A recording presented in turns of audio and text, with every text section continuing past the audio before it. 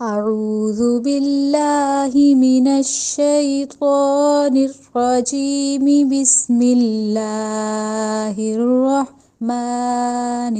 الرحيم ويقولون متى هذا الوعد إن كنتم صادقين قل إنما العلم عند الله وإنما أنا نذير مبين صدق الله العظيم۔ آج ہم نے آیت نمبر 25 اور آیت نمبر 26 پڑھی ہے۔ اس میں تجوید کے رولز دیکھتے ہیں۔ وَيَقُو، اب وَيَقُو میں جو قوف ہے اس کو موٹا کرنا ہے، وَيَقُو نہیں کہنا، ڈنڈے والی کاف نہیں بنانا، قوف، ٹھیک ہے، قوف اور کاف اس میں ڈفرینس رکھنا ہے۔ وَيَقُو نہیں کہنا، وَيَقُولُو، وَيَقُولُو نہیں کہنا، وَيَقُو قوف کو لمبا بھی تو کرنا ہے کیونکہ اس سے پہلے واؤ سے پہلے پیش ہے تو واؤ مدہ بن رہی ہے، اور لام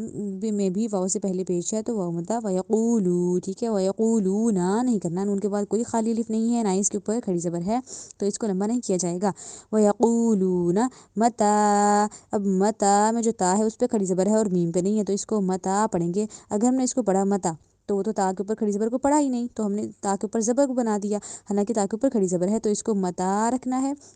متا هذا الوعد، ہا میں جو ہے وہ ہا وہ حلق سے نہیں ادا کرنی، سینے والی سائڈ سے ادا کرنی ہے۔ ہا نہیں کہنا، ہا کہنا ہے۔ ذل، اب جو ذال ہے اس کو زا کی ساؤنڈ نہیں دینی، یعنی سختی سے نہیں پڑھنا، ہا ذل نہیں کہنا، ہا ذل،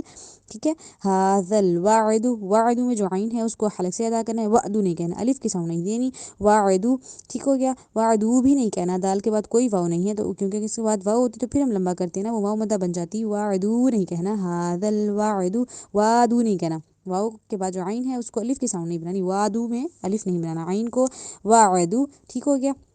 هذا الوعد ان کنتم، اب ہم نے پڑھا تھا کہ پچھلے لیکچر میں بھی کہ نون پہ جب جزم آ رہی ہے تو ہم نے وہاں پہ غنہ تو کرنا ہے، لیکن کیسے نہیں کرنا، سالڈ والا، ان کنتم والا نہیں کرنا، تو غنہ تو کرنا ہے، ناک میں تو آواز لے کے جانی ہے، لیکن کیسے لے کے جانی ہے، نون اینڈ پہ نہ آئے، ان کنتم، سالڈ نون نہیں آیا نا اینڈ پہ ہمارے، ان اس طرح کر کے والا نون نہیں آیا، کیوں؟ کیونکہ اس نون پہ جزم تھی، جس نون پہ جزم ہو اس پہ ہم نے غنہ کرنا ہے، ناک میں آواز تو لے کے جانی ہے لیکن اینڈ پہ سالڈ نون کی ساؤنڈ نہ آئے۔ ان کنتم نہیں کہنا، ان کنتم صادقین، صا میں جو صاد ہے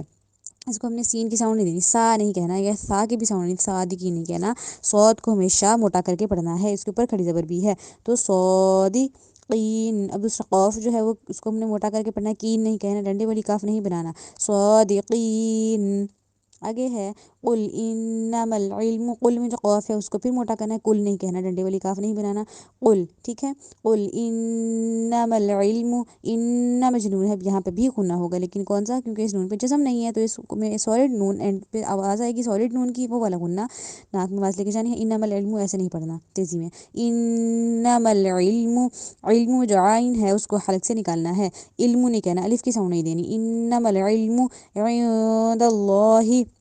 اب عین میں بھی نون آ رہا ہے اور وہاں پہ بھی ہمیں غنہ کرنا ہے، نون کے اوپر جزم ہے تو ہم نے اس میں سالڈ نون کی ساؤنڈ نہیں دینی اینڈ پہ، ہم نے کیسے غنہ کرنا ہے، عند اللہ، ناک میں آواز اس طرح لے کے جانی ہے، ناک میں آواز کس طرح لے کے جانی ہے، عند اللہ نہیں کہنا، عند اللہ۔ اب اللہ جو ہے اس کو ہم نے پورا کا پورا موٹا کر کے ادا کرنا ہے، عند اللہ نہیں کہنا، عند اللہ۔ اب ہم نے اللہ کو کب کب موٹا کرتے ہیں، اگر اللہ سے پہلے زبر یا پہلے والے حرف پہ زبر یا پیش آ رہی ہو تو ہم نے اللہ کو موٹا کرنا ہے، ٹھیک ہے۔ اگر اللہ سے پہلے جو ہے وہ حرف جو ہے اس پہ زیر آ رہی ہے تو پھر ہم نے اللہ ہی رکھنا ہے، اس کو اللہ نہیں کہنا۔ اب اللہ سے پہلے ہے دال اور اس پہ آ رہی ہے زبر تو ہم نے اس کو کیسے پڑھا، عند اللہ،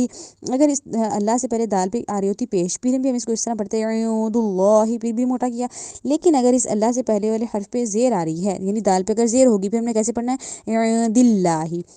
پھر ہم نے اس کو دل اللہ نہیں کہنا،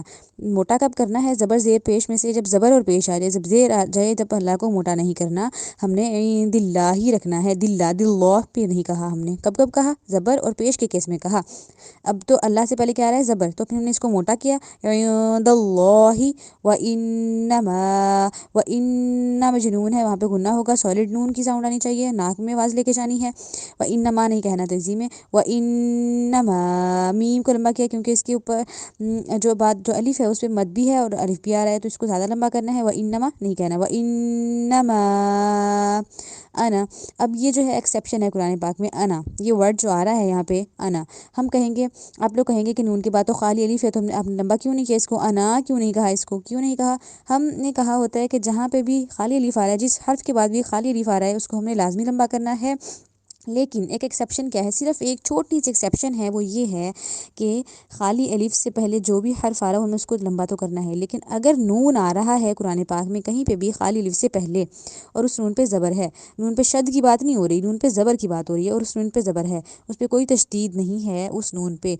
نہ زیر ہے نہ پیش ہے، زبر ہے، تو ہم نے اس الف کو لمبا نہیں کرنا۔ یہ ایک ایکسیپشن ہے، جہاں پہ بھی آپ لوگوں نے ورڈ انا دیکھنا ہے اس میں ہم نے انا نہیں کہنا، یعنی الف سے پہلے نون پہ جب زبر آئے تو کہیں پہ بھی انا آ جائے تو ہم نے اس کو انا نہیں پڑھنا، انا پڑھنا ہے، کیونکہ یہ ایکسیپشن ہے، اس الف کو لمبا نہیں کرنا ہوتا جس الف سے پہلے نون آئے، نون اور اس نون پہ زبر ہو، خالی زبر ہو، ٹھیک ہے، شد تشدید نہ ہو، اگر اس پہ ہوتی شد بھی ہوتی تو پھر ہم اس کو لمبا کرتے، انا، ہمیشہ اس کو انا پڑھتے، لیکن یا انا پڑھتے، ابھی اس پہ صرف خالی زبر ہے اور اس کے بعد الف بھی آ رہا ہے۔ ایکسیپشن کیا ہے، ہم نے کہا ہے کہ خالی الف سے پہلے کوئی حرف بھی ہو، اس پہ زبر ہو تو اس کو لمبا کرنا ہے، لیکن اگر خالی الف سے پہلے نون ہو تو ہم نے اس کو لمبا نہیں کرنا، ہم نے پڑھنا ہے وَإِنَّمَا أَنَا،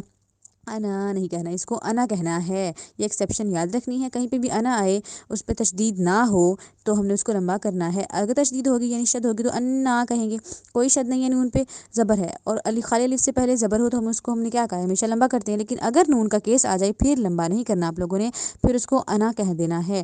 ٹھیک ہے، وَإِنَّمَا أَنَا نَذِيرٌ،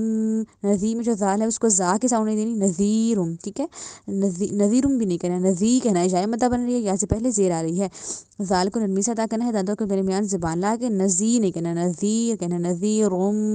رو جو ہے اس کو موٹا کرنا ہے، نذیرم نہیں کہنا، نذیرم، رو را کی ساؤنڈ نہیں دینی، اس کو رو کہنا ہے، موٹا کر کے ادا کرنا ہے رو کو، نذیرم بھی نہیں کہنا، نذیرم، اب جو میم ہے مبین کا وہاں پہ بھی ہم لوگوں نے غنہ کرنا ہے، مبین، نذیر مبین نہیں کہہ دینا، نذیر، ناک میں آواز لے کے جانی ہے، پھر آگے جانا ہے، نذیر مبین،